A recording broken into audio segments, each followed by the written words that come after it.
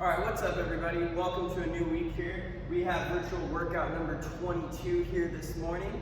So what we got here is a little change in our format. So we had some requests to go ahead and add in a warm-up. So we're gonna go ahead and add in a true warm-up to get that heart rate elevated a little bit before we get into that quality movement. So today's warm-up, we have 3 rounds. We're gonna go 3 strict handstand push-ups. So that handstand push-up, you're gonna go ahead and find some wall space. From there, you're gonna go ahead and kick up to the wall.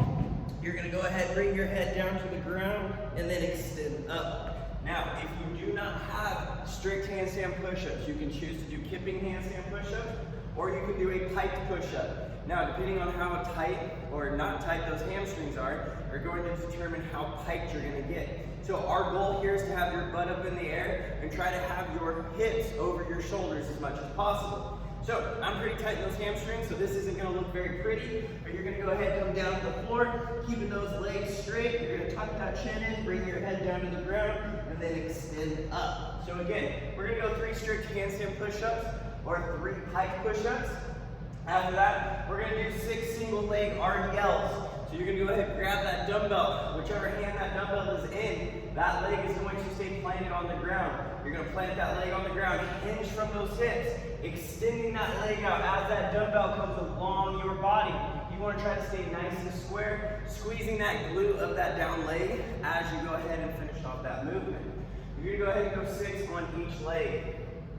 After that, you're gonna go 9 lateral jump squats.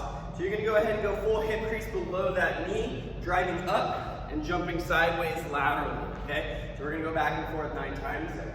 So again, we're gonna work on priming some of these muscles that we're gonna be using in that workout. And not only that, we're gonna be working on getting that heart rate elevated here a little bit more before we start to get into that quality work. So after that warm up, we are going to move into that quality work here. So for quality, we're gonna go into those back rack lunges. So you're gonna go ahead and take your dumbbell here, move into that back rack position. You're gonna go ahead and lunge forward into that 90. So remember, 90-degree angle on that bottom leg, 90-degree angle on that top leg, and 90-degree angle at that torso, keeping that chest up throughout that entire range of motion, touching that knee down to the ground. We're gonna go 3 sets of 10. This is gonna be 10 on each leg. After that, you're gonna go ahead and move down to the ground for V-ups. So on that V-up, you're gonna go ahead and lead with your legs, fully extended on the ground, leading with those legs, contracting that core, meeting those feet at the top. We're gonna go ahead and go 4 sets of 15 on these V-ups, looking for that good core contraction there.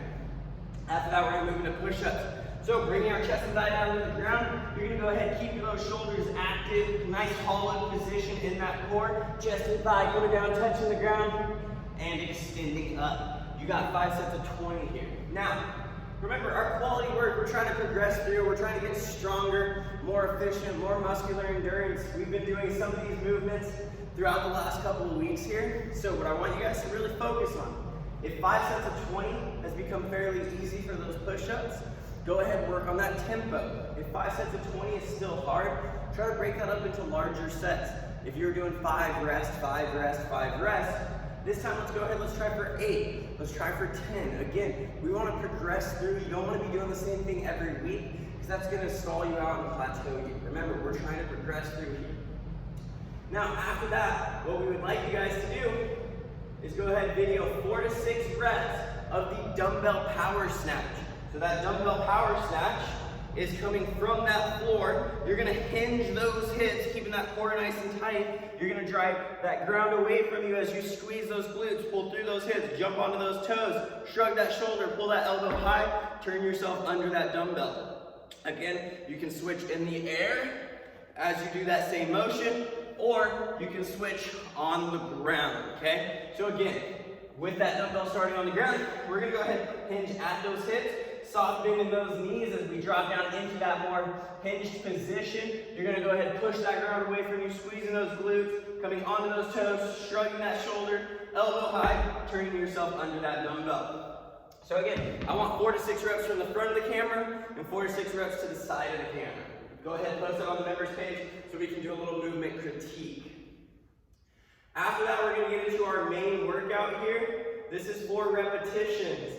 This is a 7-minute AMRAP. We're going 7 power snatches, so that movement we just talked about. This is a hard count, so this is going to be 7 on each arm, or 14 total. After that, you're going to go 21 thrusters with a dumbbell or a plate, okay? Now, if you're going with a dumbbell, this is going to be an easy count, okay? So, that dumbbell thruster with that dumbbell in that front rack position. Remember, elbow in front of that dumbbell, hip crease, dropping below that knee, driving that dumbbell up and over with that momentum, okay? This is going to be an easy count, so you can go ahead and go 7, 14, 21, then start with your left hand on the next time you get to that movement.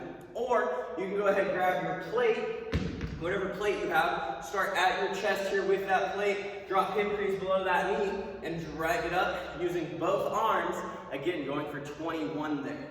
Now, 7-minute AMRAP. This is a short time domain. So this means this should be a sprint, this should be a red line type of workout. So I want to see heart rates in that 90, 95 plus percent range, okay? So again, this is a red line, this is a sprint, this is an all-out effort this morning for this one, guys. Once you guys finish that up, go ahead and stretch it out a little bit, get those scores logged into Tribe. Let's go ahead and have a great week, everybody.